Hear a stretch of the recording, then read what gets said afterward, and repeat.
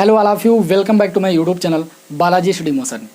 तो क्लास 12 की मैथमेटिक्स के अंतर्गत आप सभी लोगों को आप भी चैप्टर पढ़ाया जा रहा है। इसके पहले वीडियो में मैंने आप लोगों को प्रश्नावली 3.3 के क्वेश्चनों को भी सॉल्व करा दिया है और आज की क्लास में आप लोगों को हम प्रश्नावली 3.4 के क्वेश्चन को सॉल्व करना बताएंगे। तो प्रश्नावली 3.4 के क्वेश्चनों को सॉल्व करने के लिए सिर्फ एक तरीका आपको आना चाहिए। कौन सा तरीका आना चाहिए? प्रारंभिक संक्रियाओं द्वारा किसी दिए गए आव्यूह का व्युत्क्रम आव्यूह या प्रतिलोम आव्यूह ज्ञात करना।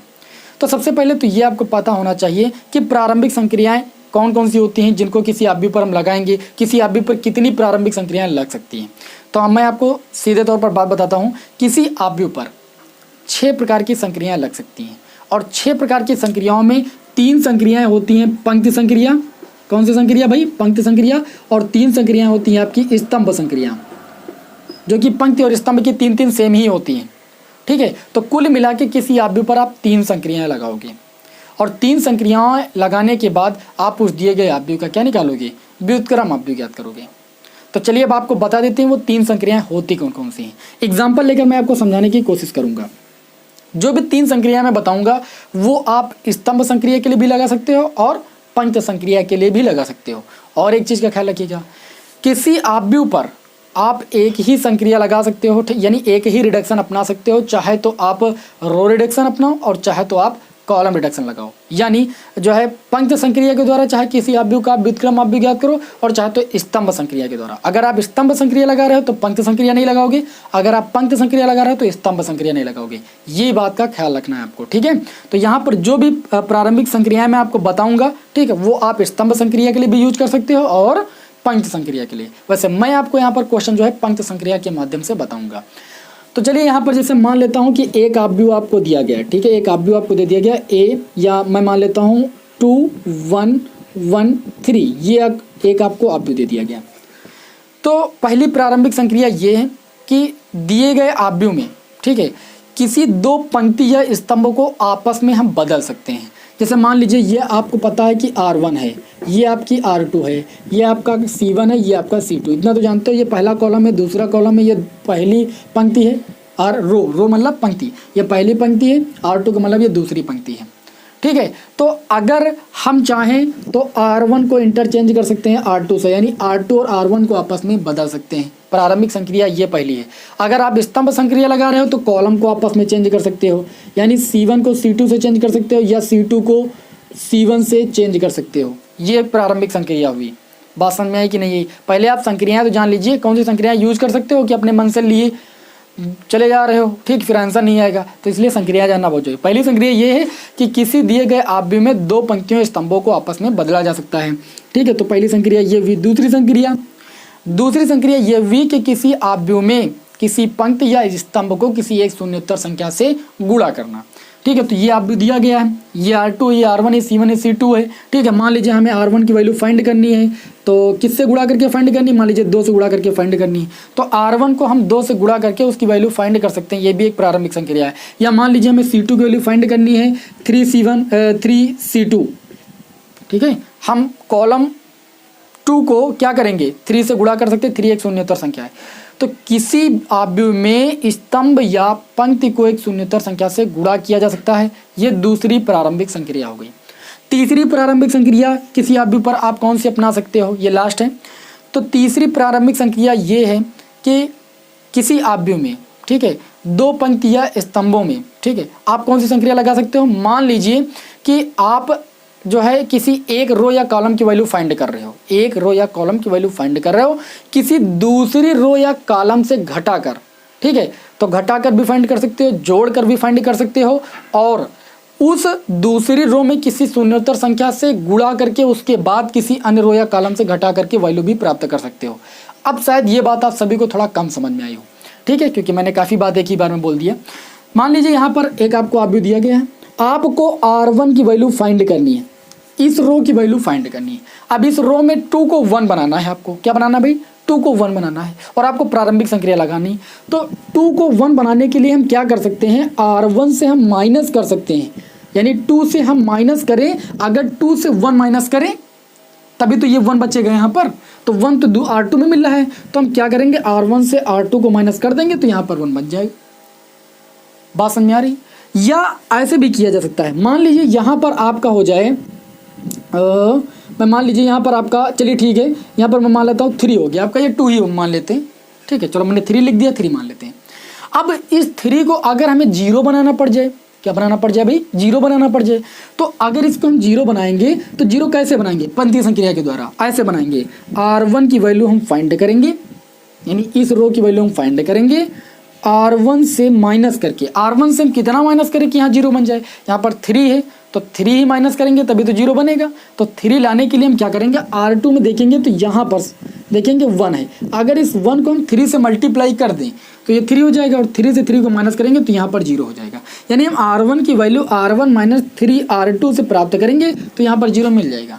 तो ये तीसरी संक्रिया है। ये मैं आपको समझाना चाह रहा हूँ कि किसी अवयव की 2 पंक्तियों या स्तंभों में किसी एक पंक्ति या स्तंभ को एक शून्योत्तर संख्या से गुणा करके किसी अन्य पंक्ति या स्तंभ से जोड़ा घटाया जा सकता है। ये आपकी तीसरी प्रारंभिक संक्रिया है, ठीक है। अगर ये बातें आपको समझ में आ गई कि इन 3 संक्रियाओं के माध्यम से किसी दिए गए अवयव का हमें क्या निकालना है, प्रतिलोम अवयव ज्ञात करना है, तो आपको क्वेश्चन समझने में बिल्कुल भी देरी नहीं लगेगी। अब चलिए थोड़ा सा स्टेप बता देते हैं कि एक अवयव आपको दिया गया है तो उस अवयव का अगर आपको इनवर्स मैट्रिक्स निकालना है, यानी व्युत्क्रम अवयव निकालना है, तो करोगे क्या? सबसे पहले स्टेप में जो अवयव दिया गया उसको आप a के बराबर मान लोगे। मान लीजिए अवयव दिया गया, इसको a के बराबर हमने मान लिया।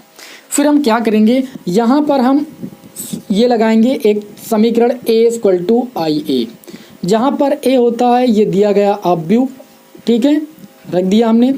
उसके बाद जो आइडेंटिटी मैट्रिक्स होता है वो तो सभी को पता है, इकाई अवयव तत्समक अवयव जिसके विकर्ण के सारे एलिमेंट 1 1 हो, वो आपका इकाई अवयव या तत्समक अवयव कहलाता है। तो चूंकि यहाँ पर जो ये अवयव दिया गया था वो 2x2 ऑर्डर का दिया गया था, इसलिए इकाई अवयव भी हम क्या करेंगे, 2x2 ऑर्डर का भाई मानेंगे। बात समझ आ रही? उसके बाद a को ऐसे रखेंगे। अब हम प्रारंभिक संक्रियाएं लगाएंगे, चाहे तो हम स्तंभ संक्रिया लगाएं या जो है पंक्ति संक्रिया लगाएं। तो अगर पंक्ति संक्रिया लगा रहे हैं तो पंक्ति संक्रिया ही लगाएंगे, और पंक्ति संक्रिया के माध्यम से इस अवयव को क्या करेंगे, हम आइडेंटिटी मैट्रिक्स बनाएंगे, नहीं ये अवयव बनाएंगे। और जैसे ही ये वाला अवयव बन गया, आइडेंटिटी मैट्रिक्स बन गया, बस आपका यहाँ पर जो अवयव मिलेगा वो आपका इस दिए गए अवयव का क्या हो जाएगा, व्युत्क्रम अवयव हो जाएगा। और अगर इस यहाँ पर देखिए, अगर इस अवयव में 2 रो या 2 कॉलम में अवयव शून्य हो जाएं तो समझ जाइएगा कि इस दिए गए अवयव का व्युत्क्रम अवयव संभव नहीं है। एक क्वेश्चन लेकर आपको बताते हैं, क्योंकि ये थोड़ा सा बकवास हो सकता है, आप लोगों को कम समझ में आए, लेकिन फिलहाल अगर समझ में आ रही है तो अच्छी बात है। अब डायरेक्ट हम क्वेश्चन लेकर आपको सारी बात समझाने की कोशिश करते हैं, ठीक है। क्वेश्चन से बात ही दूसरी होती है। तो चलिए प्रश्नावली के क्वेश्चन खोल लीजिए, और 1 से लेकर 14 नंबर तक के क्वेश्चन है ना, 1 से लेकर 14 नंबर तक के क्वेश्चन जो है वो सारे अवयव उसमें 2x2 ऑर्डर के हैं। तो सारे क्वेश्चन सेम है, और आज की क्लास में आप 1 से 14 नंबर तक के क्वेश्चनों को सॉल्व कर लोगे, या किसी भी प्रकाशन की बुक आप सॉल्व कर रहे हो, ठीक है, तो उसमें ये जान जाओगे कि किसी दिए गए अवयव का हम प्रतिलोम अवयव कैसे ज्ञात कर सकते हैं, बाय यूजिंग एलिमेंट्री ऑपरेशन, यानी प्रारंभिक संख्याओं के रूपांतरण के द्वारा। तो चलिए आज की क्लास का पहला क्वेश्चन आपके सामने हम लिखते हैं। आपको एक अवयव दिया गया है, इसको a के बराबर मान लेते हैं। ये 2x2 ऑर्डर का है, यहाँ पर दिया गया है 1 -1 और दिया गया है 2 और दिया गया है 3। इस दिए गए अवयव का हमें क्या निकालना है, प्रतिलोम अवयव निकालना है बाय यूजिंग एलिमेंट्री ऑपरेशन, यानी प्रारंभिक संक्रियाओं के रूपांतरण के द्वारा। तो आपको करना क्या है, सबसे पहले ये मानना है कि माना a = i × a, ये समीकरण मानना है। a = i × a, जहाँ i क्या होता है, तत्समक अवयव या इकाई अवयव होता है, ठीक है। तो यहाँ पर a की वैल्यू आप रखोगे, a की वैल्यू कितनी दी गई है, 1 -1 2 3, ठीक है, और आइडेंटिटी मैट्रिक्स 1 0 0 1 इतना रखोगे आप, और उसके बाद यहाँ पर लिखोगे a। इतना काम करने के बाद आपका काम आता है, आप इस अवयव का इन्वर्स ज्ञात करोगे पंक्ति संक्रिया के द्वारा कि स्तंभ संक्रिया के द्वारा। एक ही संक्रिया लगाओगे, मैं आपको सारे सवाल रो रिडक्शन के माध्यम से बताऊंगा, यानी पंक्ति संक्रिया के माध्यम से बताऊंगा, क्योंकि वो ज़्यादा आसान है और आपको भी आसान लगेगा। तो यहाँ पर देखिए, वैसे आप लगा सकते हो स्तंभ संक्रिया, कोई दिक्कत नहीं, वो भी आसान है, ठीक, कठिन कुछ नहीं होता है। तो यहाँ पर देखिए, अब आपको करना क्या है, जब भी आपको 2x2 ऑर्डर का अवयव दिया जाए तो आपको ये ट्रिक याद रखनी है, ये वाली, जो मैं यहाँ पर बना रहा हूँ, इसको याद, इस स्ट्रक्चर को याद कर लीजिए। क्वेश्चन आपका कभी भी 2x2 ऑर्डर का गलत नहीं होगा प्रारंभिक संक्रियाओं के द्वारा उसका व्युत्क्रम आप भी ज्ञात करने में। क्या करना है, सबसे पहले इस पॉइंट से आपको चलना है, देखिए ये तीर का निशान बना लीजिए, और यहाँ वाले एलिमेंट को आपको 1 बनाना है प्रारंभिक संक्रियाओं के द्वारा। उसके बाद जो ये दूसरा एलिमेंट मिलेगा आपको 2x2 ऑर्डर में, इसको आपको क्या करना है, 0 बनाना है। फिर इसको क्या करना है, आपको 1 बनाना है, यहाँ से आए फिर यहाँ पर 0 बनाना है, फिर किसी प्रारंभिक संक्रिया के माध्यम से इसको 1 बनाना है, फिर इसको यहाँ पर आएंगे और इसको 0 बनाना है, तभी तो ये 2x2 का आइडेंटिटी मैट्रिक्स बन पाएगा। मैंने आपको यही चीज़ बताया कि अब आपको इस आव्यूह को ये आव्यूह बनाना है, समझ रहे हो ना, प्रारंभिक संक्रियाओं के द्वारा। और जैसे ही ये आव्यूह बन गया, बस समझ जाइएगा कि जो आव्यूह ए दिया गया था उसका अस्तित्व था, तभी उसका इन्वर्स आया है। ठीक है, तो यहाँ पर आप क्या करोगे, यहाँ पर आप प्रारंभिक संक्रियाएं लगाओगे। अभी मैंने आपको 3 प्रारंभिक संक्रियाएं बताई, तो चलिए देखते हैं। यहाँ पर सबसे पहले स्टेप में हमें यहाँ पर 1 बनाना है, तो यहाँ पर 1 ऑलरेडी पहले से ही बना हुआ है। तो अब यहाँ से आगे बढ़ेंगे, इस एलिमेंट पर आएंगे, यहाँ पर हमें 0 बनाना है। तो यहाँ पर देखिए, यहाँ से चले यहाँ पर आ गए, तो यहाँ पर है 2, इस 2 को 0 बनाना है। ये 2 पड़ रहा है दूसरी रो में, क्योंकि यहाँ पर हम जो है रो रिडक्शन लगा रहे हैं, तो ये R2 में पड़ रहा है। तो अगर हम क्या करें, R2 की वैल्यू प्राप्त करें, यहाँ पर हमें 2 के स्थान पर कितना बनाना, 0। अगर R2 की वैल्यू प्राप्त करें, थोड़ा सा आपको सोचना जरूर पड़ेगा। अगर R2 की वैल्यू प्राप्त करें, R2 से हम घटा के, R2 से कितना घटाएं, अगर 2 से हम 2 घटाएंगे तभी तो हमें 0 मिलेगा। तो यहाँ से हम क्या करेंगे, 2 से अगर हम माइनस कर दें 2 गुणे R1, 2 गुणे R1, R2 से हम माइनस कर दे 2 गुणे R1, तो R1 को जैसे 2 से गुणा करेंगे तो ये 2 हो जाएगा, ये भी 2 हो जाएगा माइनस का। तो इस 2 से इस 2 को घटाएंगे तो ये 0 बन जाएगा, यानी हमारा दूसरा स्टेप पूरा हो जाएगा। तो चलिए ये रिडक्शन जो है अपनाते हैं। तो यहाँ पर आपका हो जाएगा, देखिए हम R1 में कोई भी चेंजेस नहीं करेंगे, और जो संक्रिया हम इधर इस आव्यूह में लगाएंगे वही संक्रिया इधर भी लगाएंगे, ये चीज़ का ख्याल रखना। तो यहाँ पर R1 में कोई चेंजेस नहीं, तो R1 को वैसे ही नोट कर देंगे, क्योंकि हम R2 की वैल्यू प्राप्त कर रहे हैं। अब R2 की वैल्यू प्राप्त कर रहे हैं, R2 माइनस 2 R1, R2 के स्थान पर देखिए तो यहाँ पर 2 है, तो 2 से माइनस करेंगे 2 इंटू R1, R1 के स्थान पर 1, तो 2 से 2 जाएगा, कितना आपका हो जाएगा भाई, 0 हो जाएगा। देखिए R2 के स्थान पर 2 हो गया, फिर माइनस 2 इंटू R1, R1 में आपका 1 है, तो देखिए इसको आप सॉल्व करोगे कितना आएगा, 0 आएगा। अब यही काम यहाँ पर भी करोगे, यहाँ पर 3 है, 3 R2 में 3 है, और माइनस 2 इंटू R1, तो माइनस 2 इंटू माइनस 1, यानी ये आपका प्लस का कितना हो जाएगा भाई, 2 हो जाएगा। 2 और 3 कितना मिलके हो जाएगा, 5, तो यहाँ पर आप लिखोगे भाई 5। अब यही काम आप इधर आव्यूह पर भी करोगे, ठीक है। तो देखिए यहाँ पर आप क्या करें, R2 यानी 0 minus 2 into R1, 2 into 1, 2 into 1, तो कितना आ जाएगा, माइनस का 2 आएगा कि नहीं आएगा। तो पहले तो आप R1 को वैसे ही नोट कर लीजिए, 1 0, R2 की वैल्यू प्राप्त करें तो ये आपको 0 माइनस 2 इंटू 1, ये माइनस 2 मिलेगा। उसके बाद इसकी वैल्यू फाइंड करोगे, R2 के स्थान पर 1 माइनस 2 इंटू R1 के स्थान पर आपका 0, इसको सॉल्व करोगे 2 इंटू 0, 1 माइनस 0 यानी 1 हो जाएगा। बात समझ आ रही, और ये हो गया इंटू में A, यानी हमारा दूसरा स्टेप पूरा हुआ। यहाँ पर हमने 1 बनाया, फिर यहाँ पर 0 बनाया, ये 1 और 0 बन गया। अब इसको हमें क्या बनाना है, इसको हमें 1 बनाना है। क्या बनाना भाई, 1 बनाना है। तो इसको 1 बनाने के लिए हम क्या करेंगे, ये देखेंगे तो R2 में पड़ रहा है, अगर R2 को एक शून्योत्तर संख्या 1/5 से मल्टीप्लाई कर दें तो ये आपका 1 बन सकता है। तो अगली संक्रिया हम लगाएंगे, नाउ हम R2 की वैल्यू प्राप्त करेंगे R2 डिवाइड बाई 5, दूसरी रो को हम 5 से डिवाइड करेंगे, तो देखिए हमें कितना मिलेगा, इसको थोड़ा मिलने नहीं देना है ना। देखिए R1 को वैसे ही लिखेंगे 1 माइनस 1, इस R2 को 0 5 को हम 5 से डिवाइड करेंगे, तो 0 को 5 से डिवाइड करने पर 0 होगा, 5 को हम जैसे 5 से डिवाइड करेंगे ये 1 हो जाएगा। अब यही काम हम इधर वाले आव्यूह पर भी करेंगे, ठीक है। तो देखिए ये आपका हो गया 1 और ये आपका हो गया 0, ठीक है, इसको भी मिलने नहीं देना, ये आपका ट्रिक है। उसके बाद देखिए हम यहाँ पर भी 5 से डिवाइड करेंगे तो माइनस का 2 अपान कितना हो जाएगा 5। यहाँ पर देखिए R2 है ना, ये R2 को आप डिवाइड करोगे तो 1 को भी 5 से डिवाइड करोगे 1/5। एक सवाल को समझने में थोड़ा सा टाइम लगेगा, और जैसे ही आपको ये बात समझ में आ जाती है फिर आपको कोई दिक्कत नहीं होने वाली। अब देखिए पहले आपने 1 बनाया, फिर आपने 0 बनाया, फिर तीसरे स्टेप को आपको 1 बनाना है, फिर चौथे स्टेप को आपको 0 बनाना है, यानी यहाँ पर भी 1 बन गया, अब इसको 0 बनाना है। Very simple. इसको 0 बनाने के लिए हम क्या करेंगे भाई, इसको 0 बनाने के लिए यहाँ पर देखिए तो -1 R1 में पड़ रहा है। अगर R1 की वैल्यू हम प्राप्त कर लें R1 प्लस R2 से, देखो R1 की वैल्यू प्राप्त कर रहे हैं R1 प्लस R2, 1 0 जोड़ोगे 1 ही रहेगा, -1 में जैसे आप प्लस का 1 जोड़ोगे तैसे ही आपका बन जाएगा 0, और आपको 0 ही तो बनाना था यहाँ पर। उसके बाद R2 में कोई चेंजेस नहीं करना, R2 को वैसे लिख दीजिए, और यही काम आप इधर कर लीजिए। R1 की वैल्यू प्राप्त कर रहे हो R1 प्लस R2। 1 में जैसा ही आप ऐड करोगे माइनस का 2/5, तो 5 बन जा 5, 5 से 2 जाएगा आपका हो जाएगा 3/5, तो ये आपका हो जाएगा 3/5। इसी प्रकार देखिए R1 प्लस R2 0 प्लस 1/5 कितना हो जाएगा आपका 1/5, फिर माइनस का 2/5, फिर 1/5 और इनटू में ए हो जाएगा। और मैंने आपको बताया कि जैसे यहाँ पर आपने आइडेंटिटी मैट्रिक्स बना लिया, बस ये जो दिया गया आव्यूह था इसका इन्वर्स आपका प्राप्त हो गया। जो इन्वर्स होगा ये आपका होगा, आप देखिए सूत्र पढ़ा होगा I = A इन्वर्स A। किसी आव्यूह का इन्वर्स और उस आव्यूह का मल्टीप्लाई जो होता है वह आइडेंटिटी मैट्रिक्स के बराबर होता है, ये प्रॉपर्टी होती है। तो यहाँ पर अगर इस प्रॉपर्टी से तुलना करें तो ये A हो गया, ये A इन्वर्स हो गया और ये आपका आइडेंटिटी मैट्रिक्स I हो गया। ठीक है, तो यहाँ पर अगर देखा जाए तो यहाँ पर लिखेंगे समीकरण I = A इन्वर्स A से तुलना करने पर, क्या करने पर भाई, तुलना करने पर अगर हम यहाँ पर तुलना करेंगे तो A इन्वर्स के स्थान पर कितना लिखा है, A इन्वर्स = A इन्वर्स के स्थान पर इतना लिखा है 3/5, 1/5 माइनस का 2/5 और 1/5। इन्वर्स A का इन्वर्स यानी आव्यूह A का व्युत्क्रम आव्यूह, तो आव्यूह A का व्युत्क्रम आव्यूह कितना होगा, इतना होगा। और ध्यान दीजिए क्वेश्चन में बोला गया अस्तित्व है तो ज्ञात कीजिए, ये अस्तित्व था तभी ये इन्वर्स आपको फाइंड हुआ। अगर यहाँ पर आपका 0 बन जाता, किसी रो या कॉलम में 2 0 बन जाते, यहाँ पर देखिए 1 0 हुआ, तो कहीं पर किसी रो या कॉलम में 2 0 नहीं बने ना, यहाँ पर 1 यहाँ पर 0, इस रो में देखें तो 0 1। अगर यहाँ पर 0 0 बन जाता तो इसका मतलब इसका अस्तित्व नहीं था, इसलिए उसका इन्वर्स नहीं फाइंड किया जा सकता है। बात समझ में आई कि नहीं समझ में आई?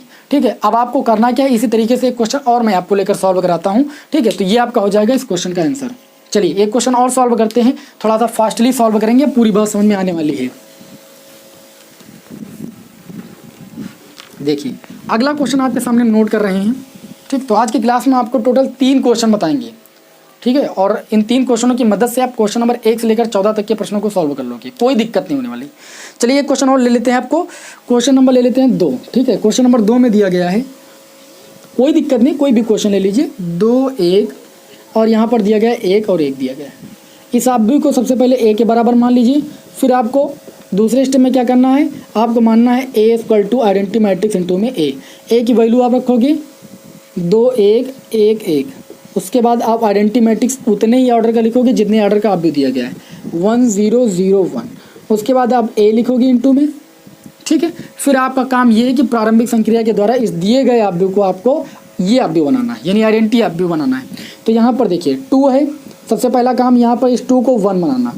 तो 1 कैसे बनाया जा सकता है, यदि 2 से 1 को हम माइनस कर दें तो 2 पड़ रहा है R1 में, R1 की वैल्यू प्राप्त करेंगे हम R1 से R2 को माइनस करके। अगर R1 से R2 को माइनस कर दे तो यहाँ पर 1 हो जाएगा, बस यही काम है मेरा। तो 2 से 1 माइनस करेंगे, ये 1 हो जाएगा, ये 1 से 1 माइनस करेंगे तो ये 0 हो जाएगा। और R2 को वैसे नोट कर देंगे क्योंकि R2 में कोई चेंजेस नहीं कर रहे हैं, तो R2 को वैसे लिखेंगे 0 1। R1 की वैल्यू प्राप्त करें, R1 से R2 को घटा के 1 से 0 को माइनस करेंगे 1 मिलेगा, 0 से 1 को माइनस करेंगे तो माइनस का 1 मिलेगा और इनटू में आपका हो जाएगा भाई A हो जाएगा।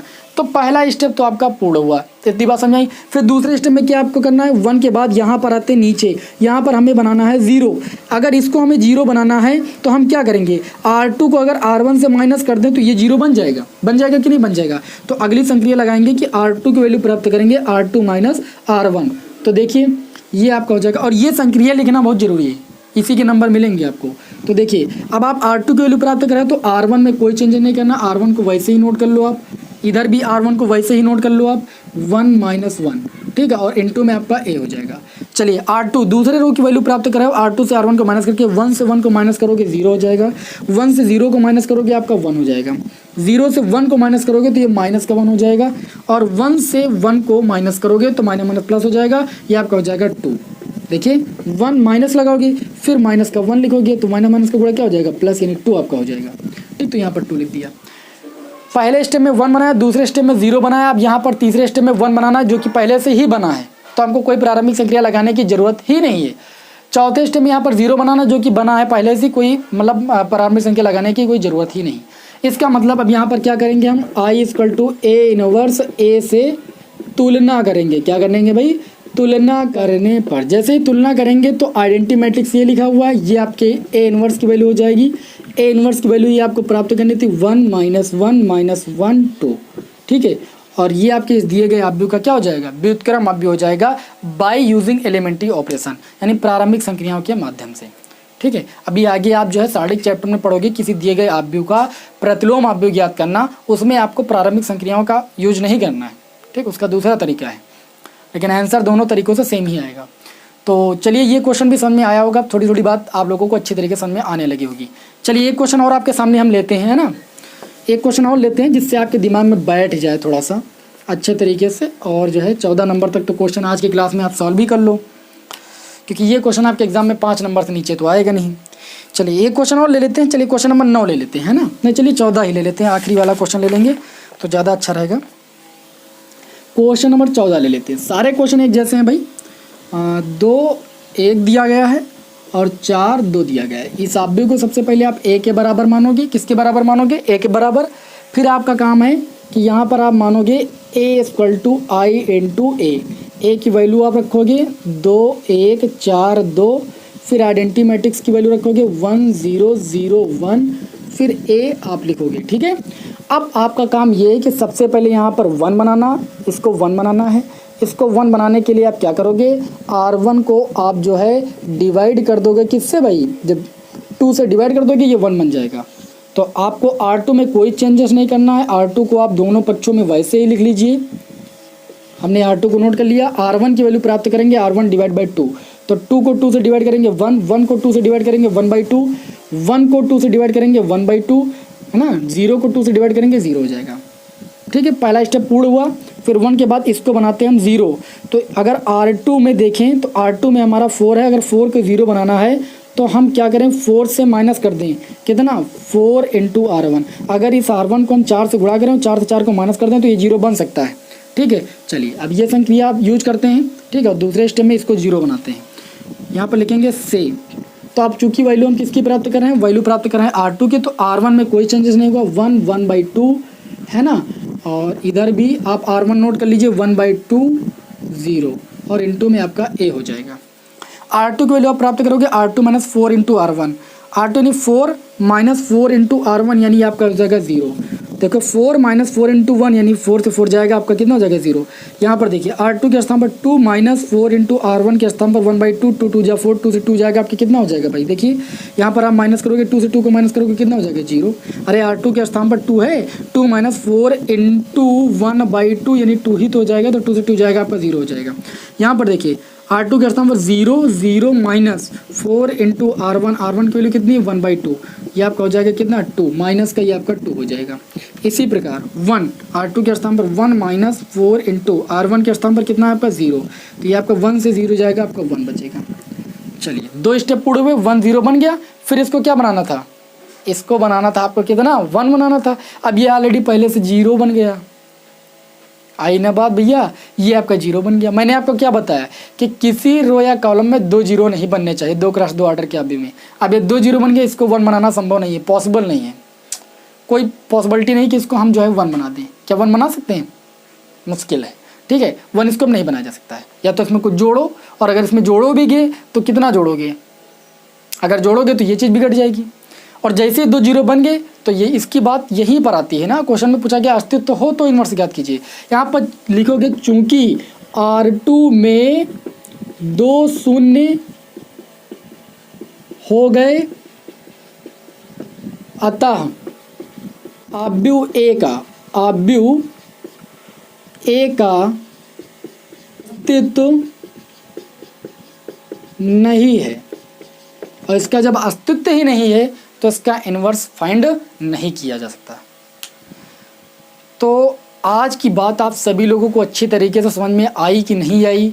इस छोटी सी क्लास में मैंने आप लोगों को ये बताया कि प्रारंभिक संक्रियाओं के द्वारा कैसे 2 × 2 ऑर्डर का हम इन्वर्स जो है मैट्रिक्स ज्ञात करते हैं, यानी व्युत्क्रम आव्यूह ज्ञात करते हैं। कब संभव है, कब नहीं संभव है, तो अस्तित्व ही नहीं है तो इसका व्युत्क्रम आव्यूह संभव ही नहीं है।